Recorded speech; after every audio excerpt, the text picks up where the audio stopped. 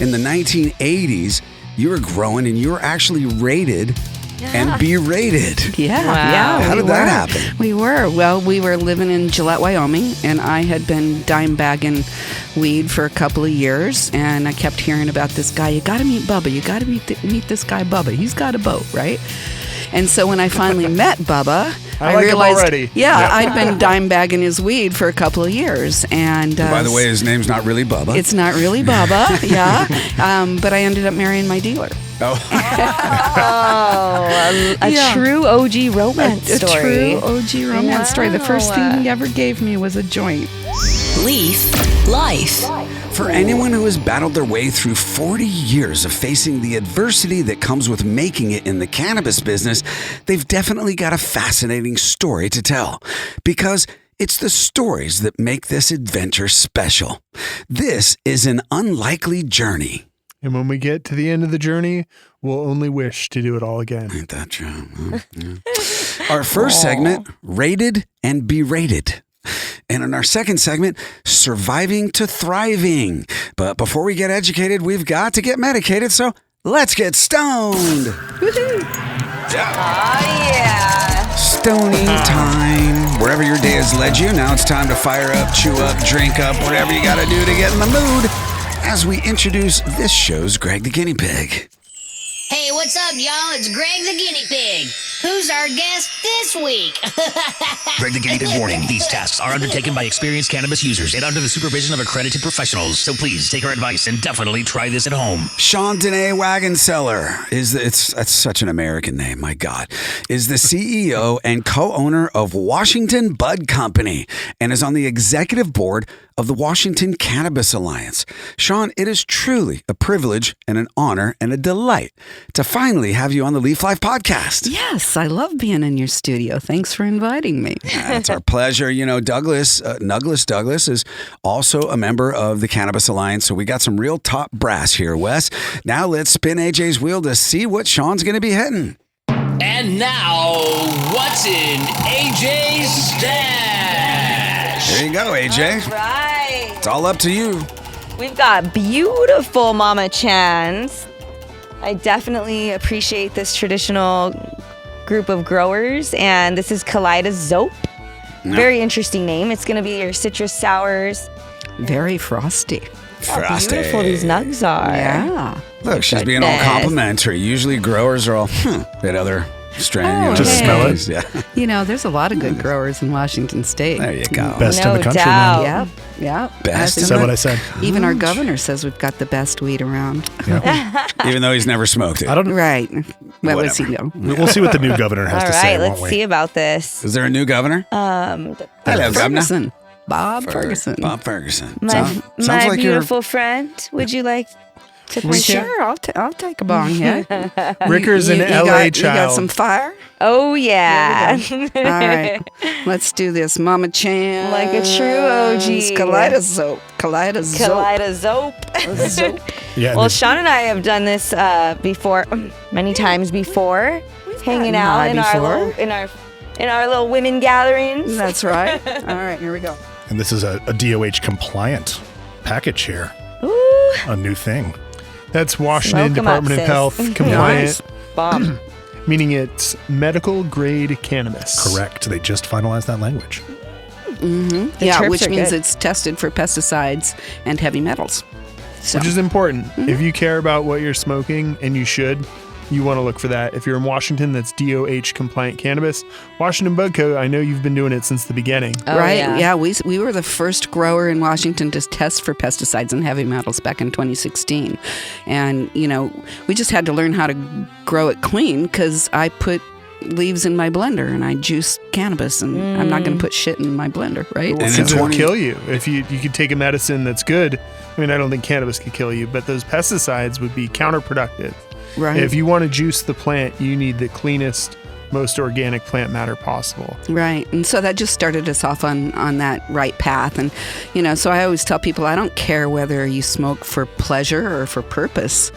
smoking clean cannabis is the thing to smoke. You know? Oh, yeah. In So, 2016, thank you, there Shawn. wasn't a lot of pesticide testing, and the technology wasn't really there to get it absolutely right, too, because your stuff could go through the system, from what I understand, and it would test clean as a flower, and then when you concentrate it, of course, it tests hot. But there's a possibility that there could be some leftovers from previous product that was tested, which could taint your weed. And so they've come a long way with pesticide testing, and you've come a long way as someone in the cannabis industry. In the 1980s, you were growing and you were actually rated and berated. Yeah, Wow. yeah. How we did that were. happen? We were. Well, we were living in Gillette, Wyoming, and I had been dime bagging weed for a couple of years, and I kept hearing about this guy. You got to meet Bubba. You got to meet this guy, Bubba. He's got a boat, right? And so when I finally met Bubba, I like him realized, already. yeah, I'd been dime bagging his weed for a couple of years. And By the way, his name's not really Bubba. it's not really Bubba, yeah. But I ended up marrying my dealer. Oh, A Yeah. true OG romance A story. true OG romance story. The first Wow. thing he ever gave me was a joint. All these years I didn't even know this, but that is amazing. I love. First thing he ever gave me. we know your husband, Bill. He's a good dude. He's your partner at Washington Bud Co. That's right. So you guys got rated? Well, yeah. So I married my dealer. We had we had a baby, and this was in June of 1987. Bill had gone down to Arizona to get another batch of weed. He'd taken $15,000 down there, gave it to a guy in a hotel room. Guy never showed up with the weed. So all of a sudden, we're not only light on weed, but we're light on a bunch of cash, right? So we decided it was too risky to be doing that. It was Reagan era, just say no to drugs, all of that. And so we decided it was safer to just grow our own. And so Bill set up a grow in our basement, and it was 2 lights, but when our infant's babysitter smelled the weed, she called her mom. Oh. And at that time, the Reagan administration had set up each county across the country with $2,000 grant to put together a 1-800 line. They called it the Marijuana Eradication Hotline.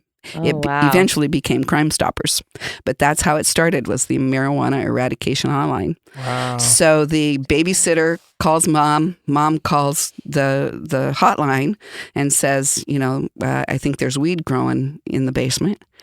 And so the next part of the story involves the shoes that are sitting right here. Oh, really? I was wondering.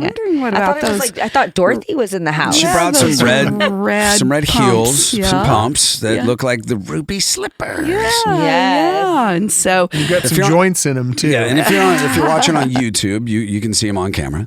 yeah. I believe.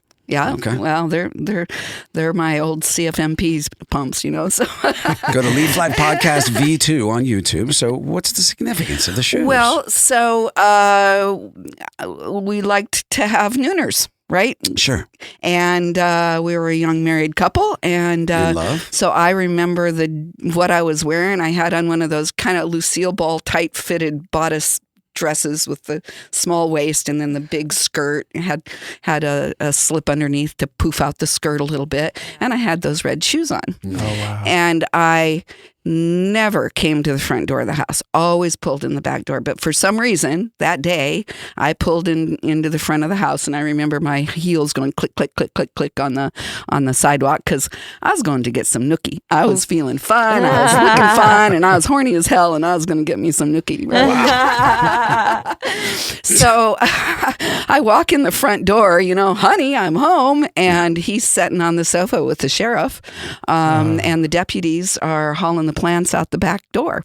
Oh, And, man. Yeah. So not yeah. the handcuffs you wanted for that afternoon. Yeah. Not the handcuffs I wanted. No, not at all. Not at all. And they never did put us in handcuffs. Wow. We hired a lawyer right away, and we put in a motion to what do you call it? A motion to throw out the evidence, basically, on hearsay, because it was a phone call. Did right? they not have a warrant? They had a quick warrant, but they never corroborated the evidence. They tried to bust us for growing with intent to sell. I mean, because we had a big ass scale there. We had baggies. I mean, There was intent. There was intent, but they just couldn't prove it, right? Right. That would mean more prison time or a greater sentence. Right. If you were caught back in the day with weed in one bag, they would say, okay, that's possession if it was a certain amount. But if you had, say, an ounce of weed in eighths, they'd be like, oh, that's intent to distribute. Yeah. And at times would even, for small amounts of weed, like an ounce format, they'd be like, each eighth is an intent to distribute charge. Yeah, and so thank it's God tools of the drug war. it was right before the next harvest. So all we had were empty bags of weed. Yeah, I mean empty Ziploc bags. So you guys got sandwich busted. bags. We got busted. And then what yeah. happened? Lucky. You've been doing this for 40 years. So you regrouped. You got your nooner eventually. Eventually, yeah. It took a few days. It was pretty stressful back then. But, we had 2 kids. My mom was saying, move to Canada, get out of town. This is 1987. So just say no to drugs, Reagan. I mean, they were throwing a lot of people in jail. Yeah. But when we put in the motion, our lawyer advised us, look, this doesn't happen, 1 in 10,000 times. It's like, this isn't Hollywood, so don't get your hopes up too high. But it ended up that they didn't corroborate the evidence. They just took the hearsay of the phone call. And every time we went to court, the judge was looking at the prosecutor saying, you're not proving this, you're not proving this, you're not showing me this. And finally, he just threw out the evidence based on a bad search. But you decided to stay in the weed business. Well, yeah, but not in Wyoming. That was in Wyoming? That was in Wyoming. Girl. That was in Gillette, Wyoming. Yeah, You and we are skipped out of wild. that. And I tell you what, if I'd had any other color of skin than what I have right now, I might have Totally different been in scenario. jail. Wow. I mean, back then it was really crazy. And so we packed up the brave. kids and we moved to Seattle. Big reason because of their lack of, enforcement on marijuana laws. And they were even back in the late 80s, they were pretty lax about all that. So what'd you do? You started dealing again illegally? Or growing? Allegedly. Well, there's a statute of We had a limitations. club model. What are you Yeah, talking about? right. Bill's in the construction business, and I was in the radio television business. So I went to work, back in that media, and he went to work doing construction. But yeah, we put together a small little grow again, and we're growing. And then in 1996, when our oldest was in 5th grade, he came home and said, the dare officer at school, the one with the gun, says that you guys are criminals and I have to turn you in. And that just scared the shit out of us. I mean, it just like we couldn't compromise our son. And, so we just closed up the garden, lock, stock, and barrel, quit smoking weed, concentrated on our construction business. And For how long? well, let me see, that was the mid 90s. And then in 2010, we were reintroduced to weed at Hempfest, no less, right? Yes. And during that time, my health started going to shit. I didn't know that for decades I'd been smoking weed for my health. I'd never heard about medical marijuana, but I just knew that when I smoked weed, I felt better. And when I quit smoking weed, my pain level was just off the roof. Well, in 2010, you started thinking about getting into the legal business. That's right. And surviving to thriving, which is the subject matter for the second segment. But first, it's time for you to play Platypus or Pollywog. From the What the Hell Was God Smoking When He Made That file, this is Platypus or Pollywog. All right. All right. What the funk? Okay, we can say it that way. Yeah. I mean, we play stony games on this show. Okay. All right. Let's play a stony game. Yeah, I mean, you're stoned, right?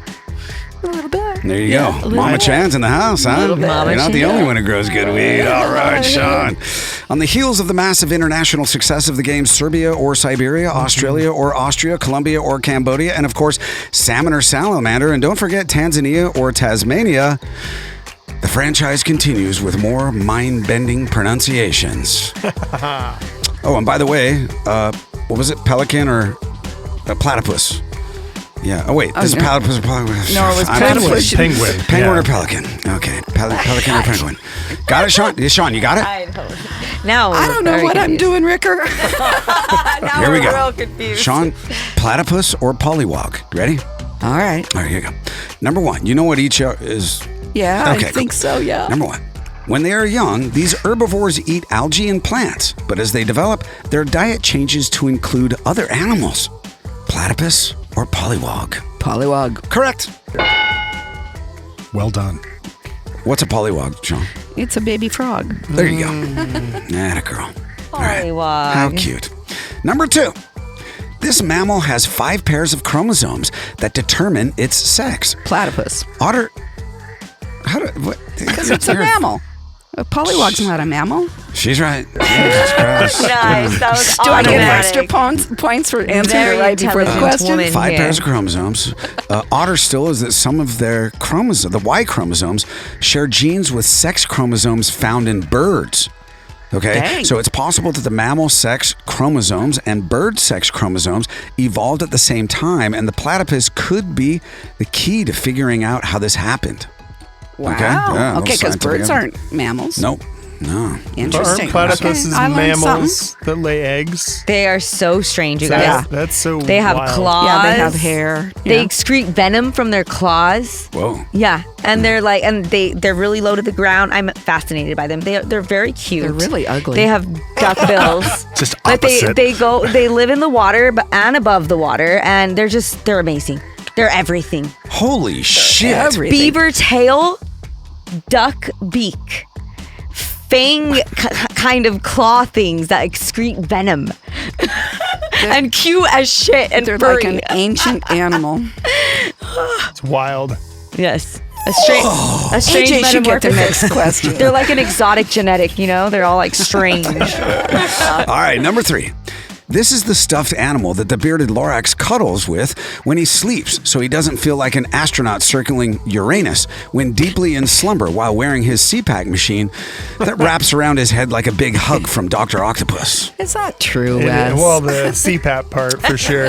Platypus or Me too, bro. pollywog? Sean? Platypus. Well, Nobody has a pollywog stuffed animal. she's right. It's Penelope the platypus. Penelope. Aw, It should be sweet. noted that the bearded Lorax loves pollywogs, but only as a dried and breaded garnish on his roasted pine bark and arugula salad with crusted crayfish and olive oil Ooh, you dressing. should try them skewered. It's like pesto. Just add it to everything. My kids have a frog Little named protein Jason. up. Oh, Yeah. Your kids have a frog? Named Jason. I won't eat Jason. No, do not do that.